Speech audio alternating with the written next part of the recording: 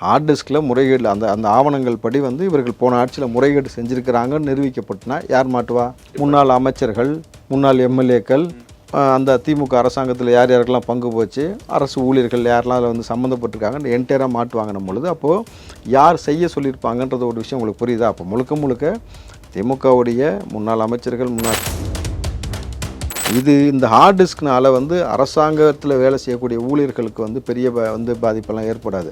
ஏன்னா நேரடியாக டெண்டர் கொடுத்தது விட்டது யார் வச்சதுன்ற எல்லா டேட்டாவும் மாட்டினா தொக்க உள்ளே போகிறது யாராக இருக்கும் அப்படின்னும் பொழுது உங்களுக்கு தெரியுது.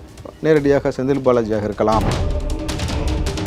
தலைவர் வந்து இன்றைக்கி பதவியேற்று 21 நாள் 22 நாள் முடிஞ்சால் கூட ஆனாலும் அவரை பற்றி மக்களுக்கு ஒரு தவறான ஒரு ஒப்பீனியன் வரணும் அப்படின்றதான் இன்றைக்கி திமுக கொடுக்கக்கூடிய அஜெண்டா. அதற்கு மூலமாக ஏன்னா அவன் கொடுத்து பழகிட்டான், அவன் வாங்கி பழகிட்டான், 2 திருட்டு பசங்களும் அப்படியே தான் வந்து போயிட்டு இருக்கிறாங்கன்னும் பொழுது இவர்கள் என்ன பண்ணுறான், அதாவது அரசு ஊழியர்கள்லேயே சில திருடர்கள் இருக்க தானே செய்கிறாங்க. இவர்கள் என்ன நினச்சிக்கிட்டு இருக்கிறாங்கன்னா நம்ம ஏதோ வேற்று கிரகத்தில் வாழ்ந்துக்கிட்டு கூட நினச்சிக்கிறாங்க. இன்றைக்கி டெக்னாலஜி எந்த அளவுக்கு இருக்குது, எந்த அளவுக்கு நம்மளால் வந்து நூக்கணக்கான எல்லாத்தையும் எடுக்க முடியும்.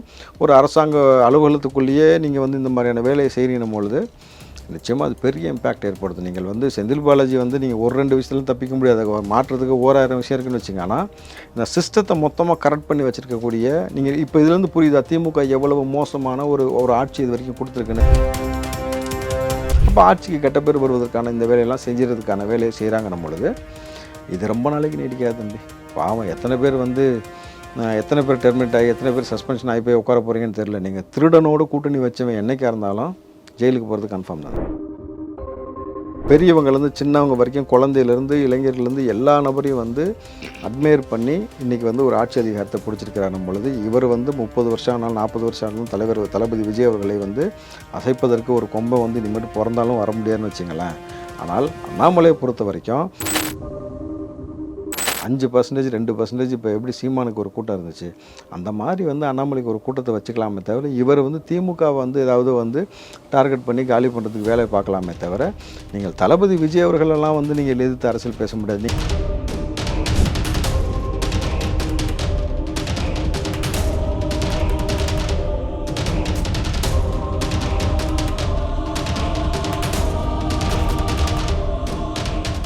ரியல் ஒன் உறவுகளே, நடுநிலையோடு பொறுப்புடன் செய்திகளை வழங்கி பல லட்சக்கணக்கான மக்களின் நம்பிக்கையை பெற்ற நமது சேனலின் வளர்ச்சிக்கு உங்கள் ஆதரவு தேவை. இந்த ஊடக பயணம் தொடர்ந்து வலுப்பெற திரையில் தெரியும் QR கோட் ஸ்கேன் செய்தோ அல்லது டிஸ்கிரிப்ஷனில் உள்ள வங்கி விவரங்கள் மூலம் உங்களால் முடிந்த அளவு சப்போர்ட் செய்யுங்கள். உங்கள் ஒவ்வொரு ஆதரவும் நமது குரலை இன்னும் பல லட்சம் பேரிடம் கொண்டு செல்ல உதவும். ரியல் ஒன் நேயர்களுக்கு வணக்கம். இன்று நம்மளுடைய நேர்காணலுக்கு தாவேகாவின் மாநில செய்தி தொடர்பாளரான ராவுத்தர் இப்ராஹிம் அவர்கள் இணைஞ்சிருக்காங்க. சார் வணக்கம். வணக்கம் தம்பி, எப்படி இருக்கீங்க? நல்லா இருக்கம்மா.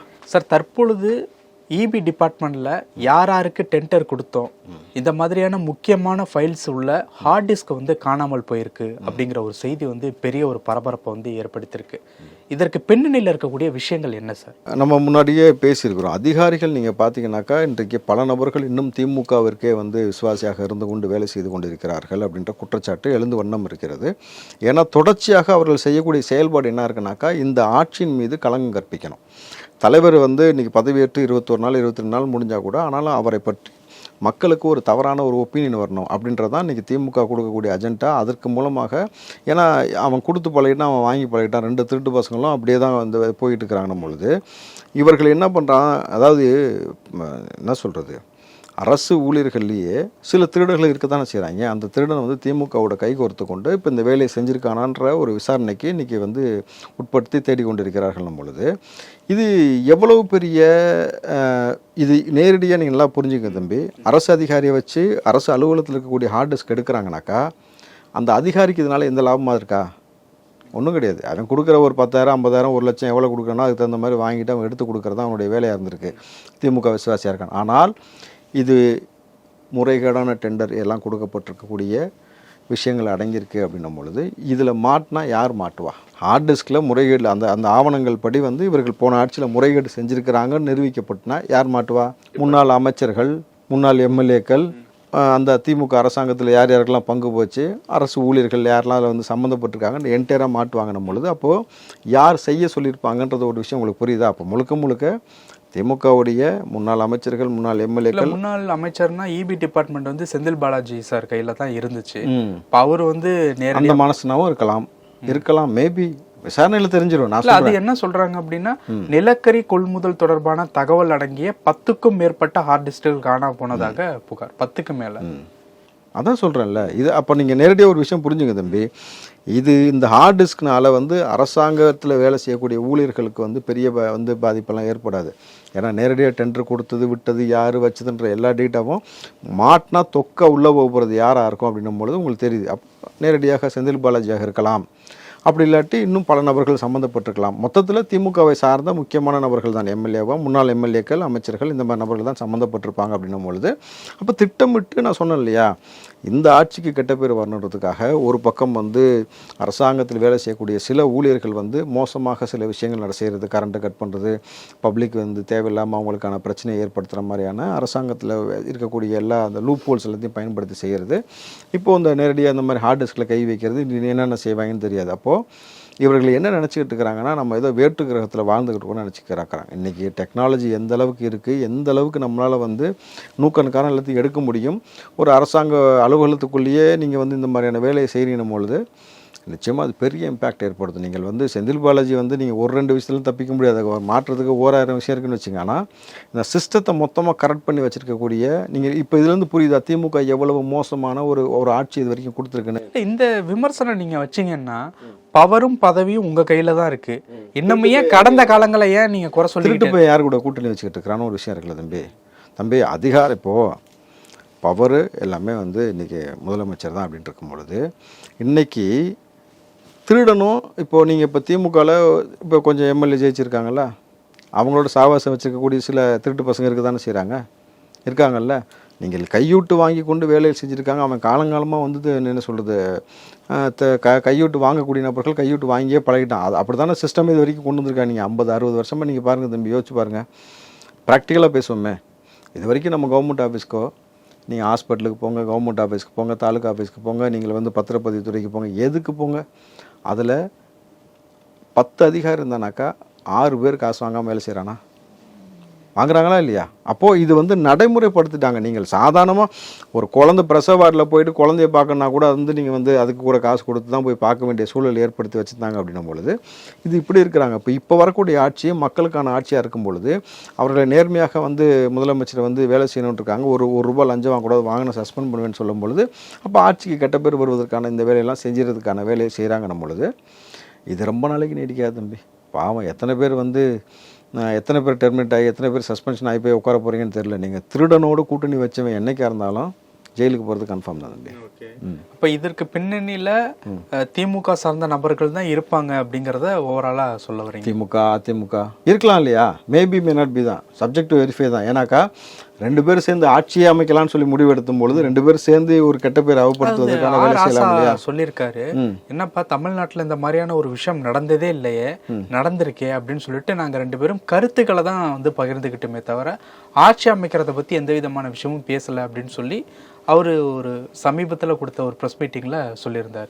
பட் கூட்டணி கட்சிகள் என்ன சொன்னாங்கன்னு ஒன்று இருக்குல்ல, அதை விஜய் அவர்கள் பேச வச்சுட்டாங்க, கூட்டணி கட்சிகளை வச்சு பேச வச்சுட்டாங்க ஓஹோ அப்படிங்கிற மாதிரியும் சொல்கிறாங்க. அவங்க யாரும் குழந்தைங்களா பேச வைக்கிறதுக்கு? எப்பா நேற்று வரைக்கும் உன் கூட இருந்து கூட்டணி கட்சிகள் சொன்னதெல்லாம் உனக்கு கரெக்டாக படிச்சு இன்றைக்கி வந்து இந்த பக்கம் வந்தோடனே கூட்டணி கட்சிகளை பேச வச்சிட்டாங்கன்னு சொல்லணும் பொழுது ஆர் ராசா கிட்டத்தட்ட என்ன சொல்கிறது, ஆர் ராசாவும் பெரிய நியாயஸ்தம் தானே, மானஸ்தம் தானே. அந்த நாயை தூக்கி வெளியே போடுன்னு சொன்னது அவர் தானே.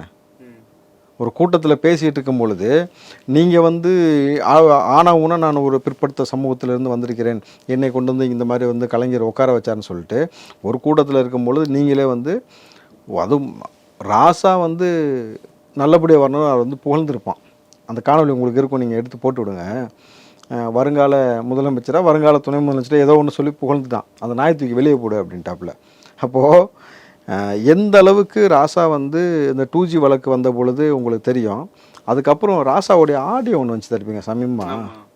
அப்போது வந்து ஸ்டாலினை குறித்து, அழகிரியை குறித்து, கனிமொழியை குறித்து, கலைஞரை குறித்துலாம் என்னென்ன பேசினாருன்றது உங்களுக்கு தெரியணும் பொழுது எல்லாமே அதாவது யோக்கியம் வரான் செம்படுத்து உள்ளே வேணுவாங்கல்ல, அந்த கேட்டகரியில் இருக்கக்கூடிய நபர்கள் சொல்கிறதெல்லாம் நம்ம பெருசாக எடுத்துக்க வேண்டியதில்லை தம்பி. ஏன்னாக்கா தோற்று போயிட்டாங்க, வைத்தறிச்ச கிட்டத்தட்ட வந்து 16 அமைச்சர் தோற்றுருக்கிறாங்கன்னும் பொழுது இவர்கள் வந்து இதை வந்து முதலமைச்சரை புகழ்கிறாங்க எல்லாரும் அப்படின்றாங்கல்ல.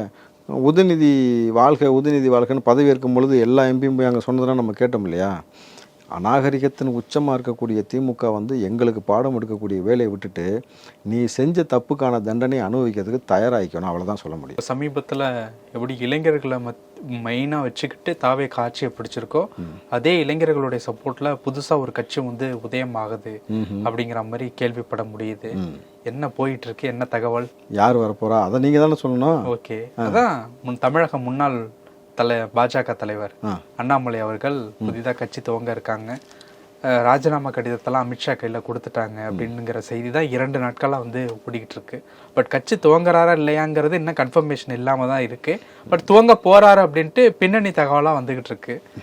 இளைஞர்கள் கையை விட்டு போறாங்களா, என்ன கதை? எப்படி இளைஞர்கள் எதுவும் கையை விட்டு போறாங்களா? ஏன் எல்லா இளைஞரும் ரோட்ல சட்டையை கழட்டி போட்டு சாடி எடுத்து அடிச்சுக்க போறாங்களா? இல்ல, இளைஞர்களுடைய சப்போர்ட் இதெல்லாம் மெயினா இல்ல. அதான் தம்பி, எல்லா இளைஞரும் ரோட்ல வந்து சட்டையை கழட்டி போட்டு சாடி எடுத்து அடிச்சுக்கிறதுக்கு ரெடியா இருக்காங்களா என்ன? அதைத்தான் அண்ணாமலை செஞ்சார் இதுக்கு முன்னாடி வந்து பாஜக தலைவராக இருக்கும் பொழுது. இன்றைக்கு பெரியவங்கலேருந்து சின்னவங்க வரைக்கும், குழந்தையிலேருந்து இளைஞர்கள்லேருந்து எல்லா நபரையும் வந்து அட்மையர் பண்ணி இன்றைக்கி வந்து ஒரு ஆட்சி அதிகாரத்தை பிடிச்சிருக்கிறாரும் பொழுது இவர் வந்து 30 வருஷம் ஆனாலும் 40 வருஷம் ஆனாலும் தளபதி விஜய் அவர்களை வந்து அசைப்பதற்கு ஒரு கொம்பை வந்து இனிமேட்டு பிறந்தாலும் வர முடியாதுன்னு வச்சுங்களேன்.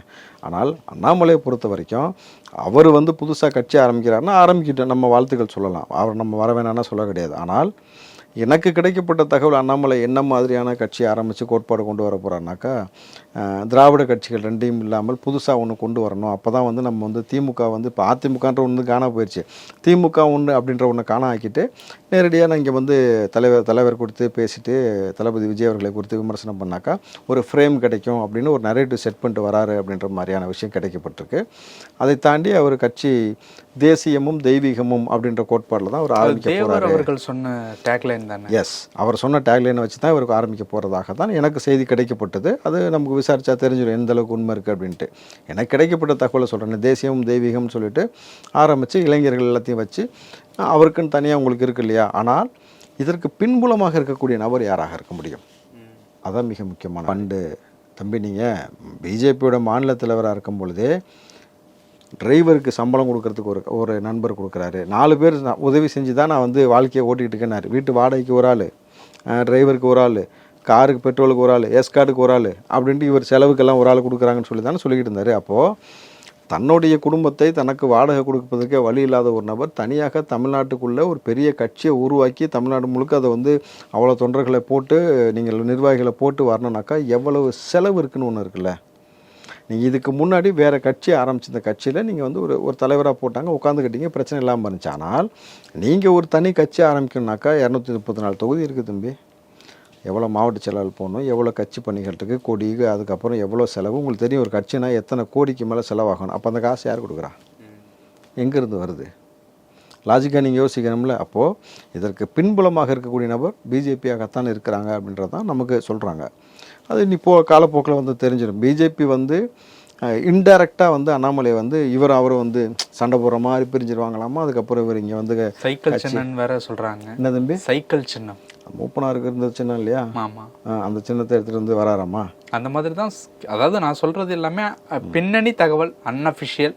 ஓகே, அந்த மாதிரி தான். என்ன சின்னத்தை வேணால் வச்சுக்கிட்டோம் தம்பி, என்ன கொடி வச்சுட்டு, என்ன கலர் வச்சுட்டு, என்ன வேணால் இளைஞர்கள் கூட்டம் தம்பி. நீங்கள் 5%, 2% இப்போ எப்படி சீமானுக்கு ஒரு கூட்டம் இருந்துச்சு, அந்த மாதிரி வந்து அண்ணாமலைக்கு ஒரு கூட்டத்தை வச்சுக்கலாமே தவிர இவர் வந்து திமுக வந்து ஏதாவது வந்து டார்கெட் பண்ணி காலி பண்ணுறதுக்கு வேலை பார்க்கலாமே தவிர நீங்கள் தளபதி விஜய் அவர்களெல்லாம் வந்து நீங்கள் எதிர்த்து அரசியல் பேச முடியாது. நீங்கள் இது வரைக்கும் தமிழ்நாட்டில் இவரை எதிர்த்து பேசி தான் ஃப்ரேம் வாங்கிட்டு இருந்தாங்க எல்லாரும். தனக்கான ஒரு ஃப்ரேம் வேணுனாக்கா உடனே இவர் வந்து எதிர்த்து பேசுவாங்க.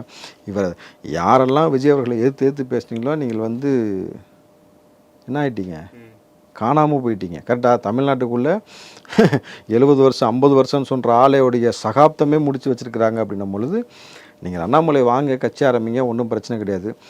நல்ல நோக்கத்தோடு நல்ல விதமாக நீங்கள் கட்சி ஆரம்பித்து பிஜேபி துணை இல்லாமல் நீங்கள் தமிழ்நாட்டுக்குள்ளே உண்மையாலுமே நீங்கள் அந்த மாதிரி ஒரு கோட்பாடோடு வந்தீங்கன்னாக்கா ஓகே. பட் ஆனால் அதுக்கு முன்னாடி நீங்களும் ஃபண்ட் சோர்ஸ் காட்டணும்ல. எங்களை கேள்வி கேட்குறீங்களா, நான் கேட்போம்ல. காசு எங்கேருந்து வந்துச்சு? ஏற்கனவே 4 பேர் வாடகை வீட்டு வாடகை காருக்கு இன்னொரு ஆள் கொடுத்தரும் பொழுது வரட்டும், காலத்தில் சந்திப்போம், ஒன்றும் பிரச்சனை கிடையாது எங்களுக்கு. ஆனால் ஒன்று, எங்கள் முதலமைச்சரை குறித்து யார் விமர்சனம் பண்ணி யார் வந்து தேவையில்லாமல் ஏதாவது தேவையில்லாத வார்த்தைகள் விட்டீங்கன்னாக்கா நாங்கள் எங்களுடைய வேலையை தொடர்ச்சியாக செய்வோம். அதுக்கு நீங்கள் பதில் சொல்லி தான் ஆகணும். பல விஷயங்கள் பேசியிருக்கோம். நேரத்துக்கு நன்றி சார். நன்றி தம்பி. உங்கள் பிசினஸ் இன்னும் அதிக மக்களை சென்றடைய வேண்டுமா? இன்றைய டிஜிட்டல் உலகில் சரியான ப்ரமோஷன் தான் வெற்றியின் முதல் படி. தமிழகம் முழுவதும் பல லட்சக்கணக்கான பார்வையாளர்களை தினமும் சென்றடையும் ரியல் ஒன் யூடியூப் சேனல்களில் உங்கள் பிசினஸ் இனி எல்லோரும் அறியட்டும். குறைந்த செலவில் அதிக ரீச்.